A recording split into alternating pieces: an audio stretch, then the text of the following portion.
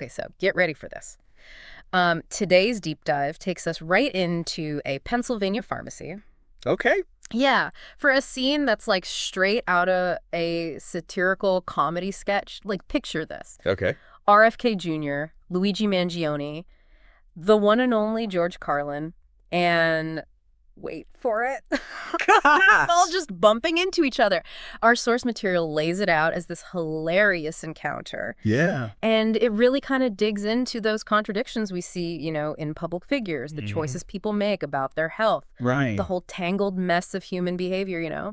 What could be more relatable, really? Well, and what's interesting is how the source material uses these real-life figures, Yeah. each with their own baggage and public image, Right. to highlight these contradictions. Yeah. You've got RFK Jr., known for his skepticism about vaccines and, Big Pharma, Right. alongside Luigi Mangione, who we can't forget had his own run-in with the healthcare system. Exactly. And it just gets more bizarre from there. Like, they're trying to discreetly buy steroids. Oh. These are guys who are very vocal about the pharmaceutical industry. Right. Yet here they are, ready to use it for their own benefit. Is it just me? Yeah. Or is the irony so thick you could cut it with a scalpel? It definitely sets the stage for a conversation about hypocrisy, when you say. It makes you wonder, Yeah. is this scenario highlighting a specific flaw in these individuals? Right. Or is it pointing to a more universal human tendency to sometimes act in ways that contradict our stated beliefs? It's definitely making me think about all those times I've said one thing and done another. Right. You're right. There is something about this scenario that feels like it's speaking to a larger truth about human nature. Especially when you consider that after this pharmacy run, they're planning their victory meal at McDonald's. Oh, wow. It's like the source material is really hammering home the point that we don't always live up to our own ideals. Yeah, that detail about McDonald's is a brilliant touch. Right. It adds this extra layer of absurdity to the whole situation. Yeah. And makes you question the sincerity of their health-conscious posturing. Yeah. It's almost as if the source is poking fun at the wellness movement itself, exposing a certain level of self-delusion within it. Exactly. So we've got this hypocrisy simmering. Yeah. And then enters George Carlin, Of course. the comedic legend known for his razor-sharp social commentary. Right. In this scenario, he's the one who calls out RFK Jr. and Mangione on their, shall we say, inconsistent behavior. It's interesting how the source positions Carlin as almost a voice of reason, Yeah. the one who sees through the facade Right. and isn't afraid to point out the elephant in the room. His comedic style, always so direct and unapologetically honest, makes him the perfect character for this role. He doesn't pull any punches, does he? No. The source has him saying, you're against vaccines which save millions of lives, Right. but then you fill yourselves up with chemicals to pump up your muscles. It's hilarious, but it also kind of stings, It makes you wonder if the source is using Carlin to point out that cynicism and skepticism, while sometimes warranted, Yeah. can also be taken to an extreme that's just as problematic as blind faith. That's a great point. Yeah. It seems like the source is carefully walking this line, Right. not necessarily condoning or condemning any specific viewpoint, but rather using this exaggerated scenario Yeah.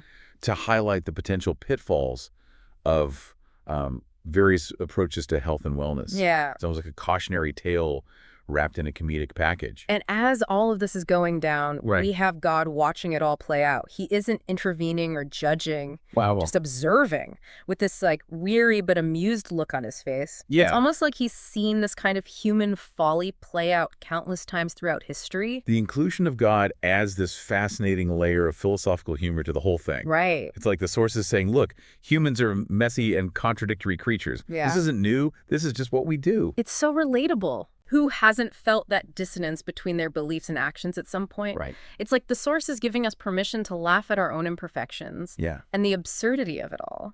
It's almost as if the source is saying, don't take yourselves too seriously. We're all in this together. Yeah. But at the same time, it's prompting us to reflect on how these contradictions play out in our own lives. Absolutely. Yeah.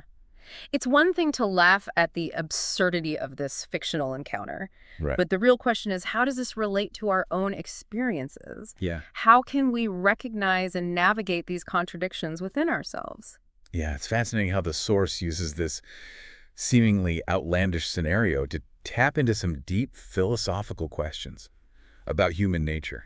Yeah. Like, we laugh at the absurdity of it all, Mm-hmm. but it's that kind of humor that makes you stop and think. Yeah, I'm especially drawn to God's role in all of this. Oh, yeah. He has this line at the end of the scene, "That's true, George, but it's also full of wonderful people, and thankfully the idiots don't always win."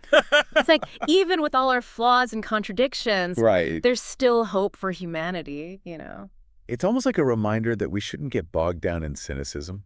Yeah. You know, yes, people can be hypocritical and make questionable choices, Right. but there's also goodness and resilience in the world. Mm.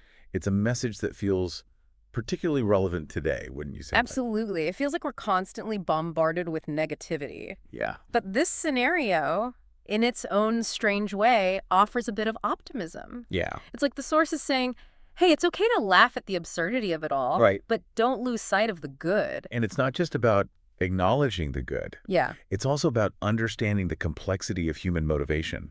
Yeah. Think about it. Okay. RFK Jr. and Mangione are clearly driven by a desire to improve their health Mm-hmm. and fight against what they perceive as injustices within the healthcare system. Mm-hmm. Yeah. Their methods might be flawed and contradictory. Right. But their underlying goal is arguably a positive one. That's a really good point.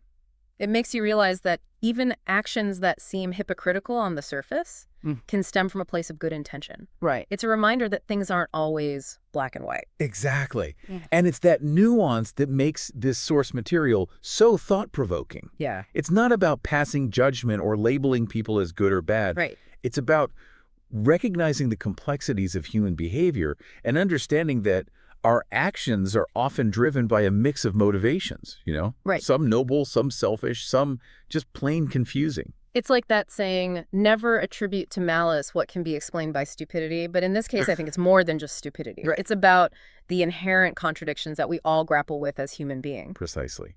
And that's where satire comes in as such an effective tool. Yeah. It allows us to explore these contradictions, to laugh at them, and to hopefully learn from them without getting bogged down in moralizing or finger-pointing.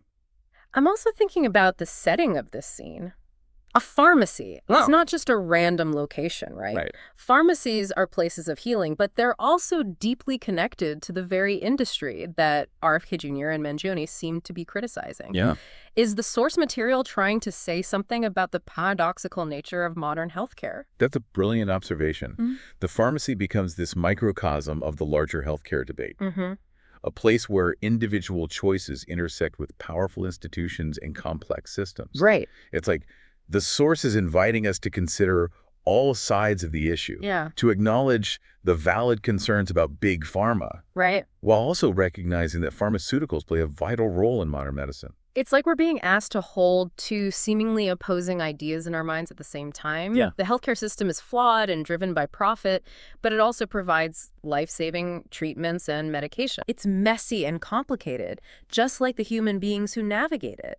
And that brings us back to the central theme of hypocrisy. Yeah. Are RFK Jr. and Mangione hypocrites for criticizing Big Pharma while simultaneously using steroids? Right. Or are they simply struggling to reconcile their beliefs with their own personal needs and desires, just like the rest of us? It's a question that each listener will have to answer for themselves. Yeah. There's no easy answer, and I think that's what makes this source material so compelling. Right. It doesn't provide a neat and tidy resolution. Instead, it leaves us with a lot to ponder. It's not about providing answers, Right. but rather about sparking a conversation. It's Yeah. about encouraging us to think critically about our own beliefs, our own contradictions, and our own relationship with the healthcare system. I love how this satirical scenario manages to be both hilarious and deeply thought-provoking. Right. It's a reminder that even in the midst of absurdity, there are valuable lessons to be learned. And perhaps the most valuable lesson of all is to approach these complex issues with a sense of humor and a willingness to question our own assumptions. So how can we apply these insights to our own lives? We've talked about hypocrisy, but how often do we really examine our own contradictions? Think about it. Have you ever found yourself making a health decision that, didn't perfectly align with your beliefs? Like, Maybe you opted for convenience over a healthier choice. right. Or perhaps you found yourself relying on a system you've criticized in the past. It's easy to judge others for their contradictions, but are we any different, really? That's where the power of this satirical piece really shines. Yeah. It holds up a mirror to our own inconsistencies, forcing us to confront those uncomfortable truths about ourselves. Right. And by using humor, it does so in a way that feels disarming and approachable. That's like a gentle nudge towards self-reflection, rather than a harsh condemnation. Yeah, it's like the source is giving us permission to acknowledge those inconsistencies without beating ourselves up about it.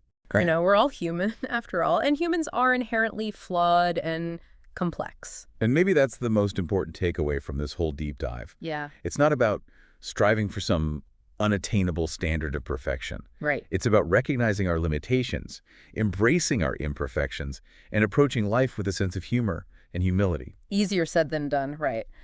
But I do think there's something incredibly freeing about acknowledging those contradictions within ourselves. Yeah. It takes the pressure off of having to be right all the time Wow. and opens up space for growth and understanding.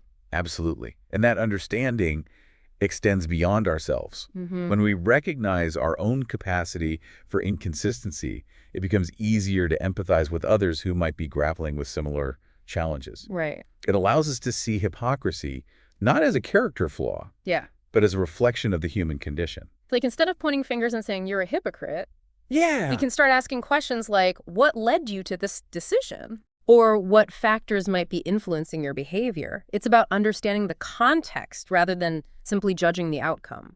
Exactly.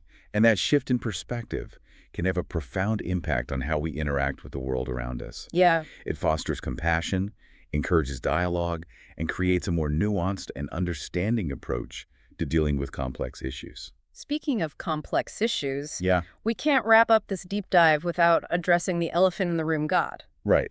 What do you make of his role in this scenario? His closing line, "That's true, George, but it's also full of wonderful people, and thankfully the idiots don't always win," struck me as particularly poignant.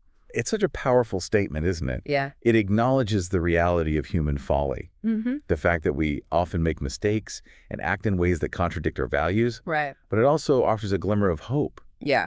It suggests that despite our flaws, we're capable of great things, and that ultimately good has a way of prevailing. It's a message that feels especially relevant in today's world, where it's easy to get caught up in cynicism and despair. Yeah.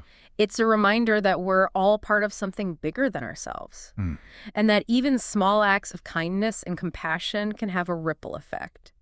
And maybe that's what the source material is ultimately trying to convey, Yeah. a sense of hope and possibility. It's a reminder that even in the midst of absurdity and contradiction, there's beauty, there's resilience, and there's always the potential for growth and transformation. What a perfect note to end on. Yeah. So to our listeners, as you move through your day, remember to keep laughing at the absurdity of it all. Keep questioning your assumptions. Right. And keep striving to be a little bit better, Yeah. even if you fall short sometimes. Yeah. After all, we're all just doing the best we can with what we've got, and that's something worth celebrating.